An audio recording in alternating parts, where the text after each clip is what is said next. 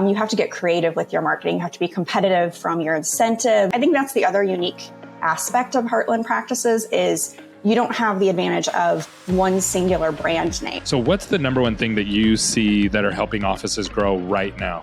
When you get into a more competitive market and you're having trouble fitting in new patients, that this really separates you from everybody else. From a flexibility standpoint, I know I appreciate the ability to work maybe slightly different hours during the week to accommodate my busy family schedule. Welcome to another episode of Dental Marketing Go. I'm your host, Gary Bird. I am the founder of SMC National, where we help you create, convert, and close more new patients so you can grow the way that you want. And today I have a special guest, Alaina, who is our Director of Client Success at SMC National. And she is going to share two things with you today that you're going to want to hear. Number one, she's going to share her journey at Heartland, how she went from working with them with 150 offices all the way up to 1,500 offices and what they did to accomplish that massive growth. And she's also going to share with us how you can open up capacity to see more new patients every single week and how to get your team on board with that. You're not going to want to miss this, so stay tuned. All right, Alaina, I'm really excited to hear about the one thing that you see that are helping offices grow more than ever right now. But before we jump into that, I really want to pick your brain on your experience at Heartland. I think I was reading over the show notes and you said you started with Heartland when they were at 150 practices and you were with them all the way up to 1,500 practices. And could you just share about that journey, what your positions were and kind of just what that feels like? There's not many people who get to experience that kind of growth. Yeah, absolutely. So started in 2006. And as you can imagine, we are a much smaller organization. We had about probably 150 offices at that time. The network was still really solid, right? We were based here in Effingham, Illinois, where I lived just about 10, 15 minutes away. And so that hometown feel, but we branched out mainly from the Midwest. And over my 15-year tenure there at Heartland, we grew slowly, mostly with affiliations. Those first few years, it was just a lot of, onesie, twosie locations that we would acquire. And eventually we started to travel down the path of de novos.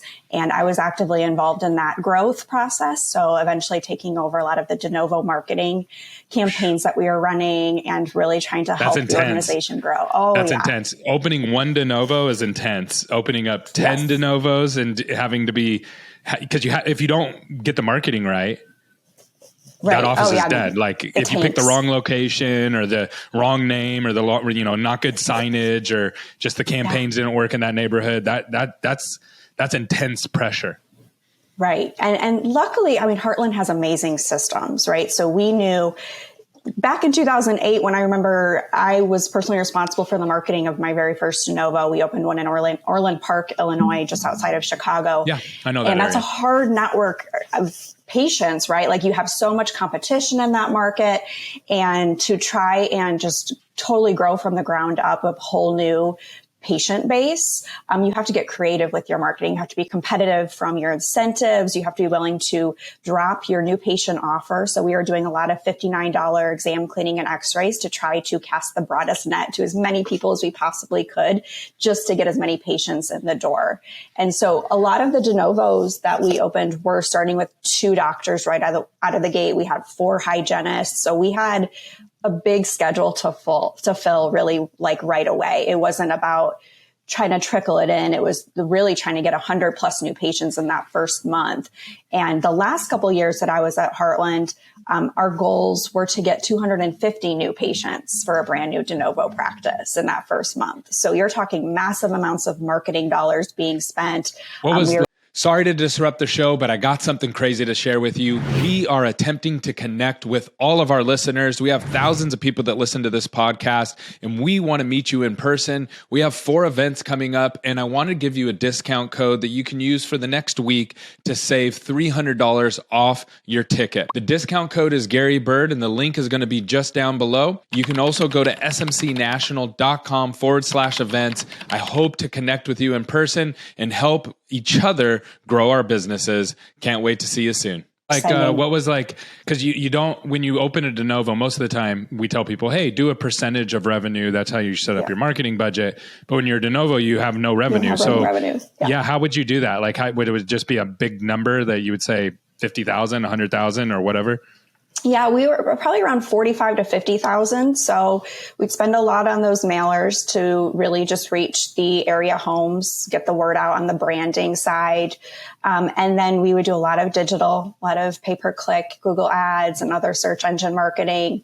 We try to do a lot of organic things too, though. So there was a lot of grassroots efforts to try to grow from a more organic standpoint of really letting businesses know in the neighborhood that we were opening soon, to spread the word on that, what that new name was. Because I think that's the other unique aspect of Heartland practices is you don't have the advantage of one singular brand name, right? Yeah. So when you come into town, it's a local hometown name. And so to try to get that brand out there as quickly as you possibly can to let them know, hey, there's a new provider in town. There's a local dentist. See us, we accept your insurance. Yes. Yeah. It's much more of the local dentist vibe than the big corporate dentist vibe that they want to get across. And that's very intentional. Yeah. Yeah. It makes it hard for marketing because that means you start from ground zero every single time. But for everything else, it's great, especially for the doctors and the staff that work at those offices.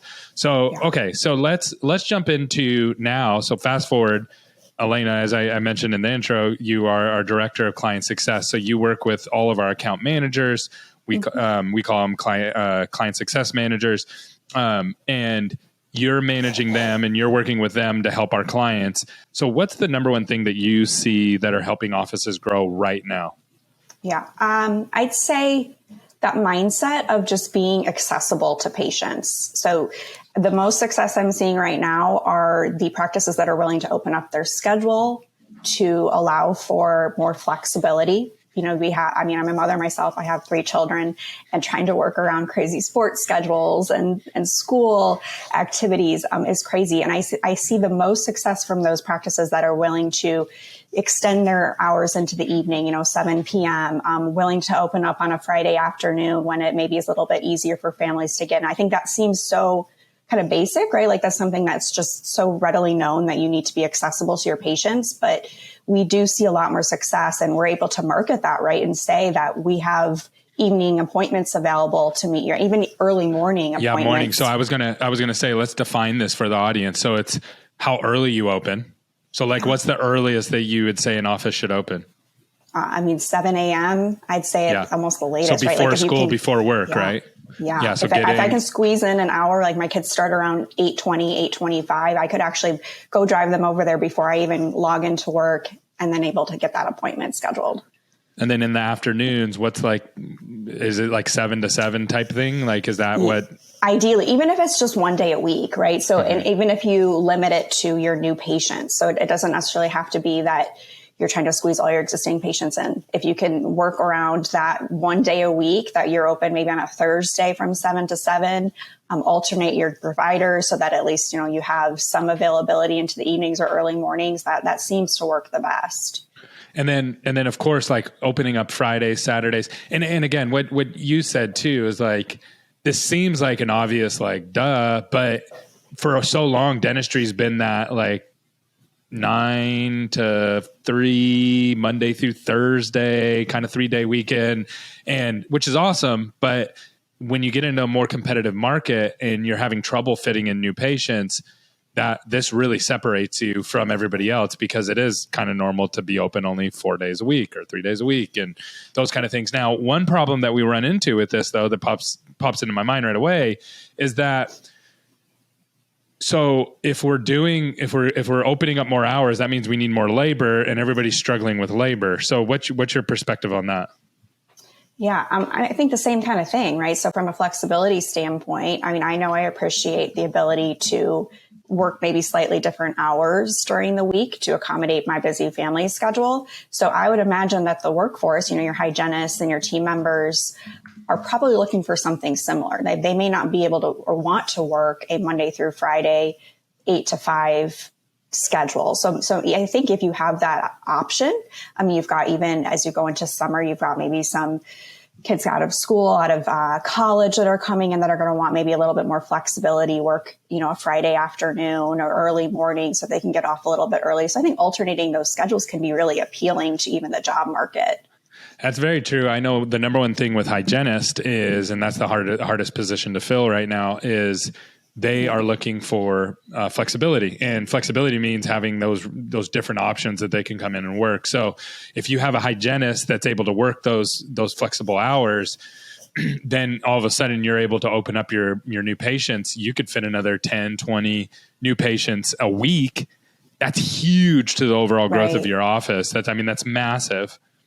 Right. Yeah. And I'd say the other thing with just being more accessible is just removing those barriers. I think when we listen to a lot of our calls and we hear, there's consultation fees that we're putting in place for some of the practices, that's not being accessible to your patients. And so there's so many options out there if you're in a very competitive market, there's going to be people that are always calling and looking for, maybe the least expensive option, what in this current day and age, they can just get in and be seen. And so by removing as many barriers as you possibly can, making it as affordable, payment plans, financing for some of those big treatment procedures, that is what I think is driving more success, because people are going to be able to just at their fingertips be able to know how you guys compare to the competitor down the road. Yeah, I love that. Is there any other things that offices have to think through as they start to add these kinds of extended hours? Because I know on the surface, it's always easy for the marketing guys to be like, yeah, just open your hours. But sometimes there's things that get in the way of that or make it a little bit harder. Labor was the first thing that came to my mind. Anything else that pops into your brain? I'd say just work with your team. So make it seem advantageous to them that by opening up more hours, they should be able to be busier, more productive in the chair, help them see that it is an advantage for them as well. Yeah, especially if you're having all new patients. So if you can get a doctor that's willing to do that once a week or once every other week, if you have rotating doctors, that's humongous. Because you're getting all new patients, which means they're all going to need treatment, which means those are going to be very lucrative for them, and they're from an opportunity standpoint. Right. That's awesome. Well, this is great stuff. I love this conversation. Thank you so much for sharing your journey with us. And this is really, really good stuff. This will really help offices grow and think through just different ways to be able to help offices continue to grow. Well, thanks, Gary, for having me. Have a good day. You too.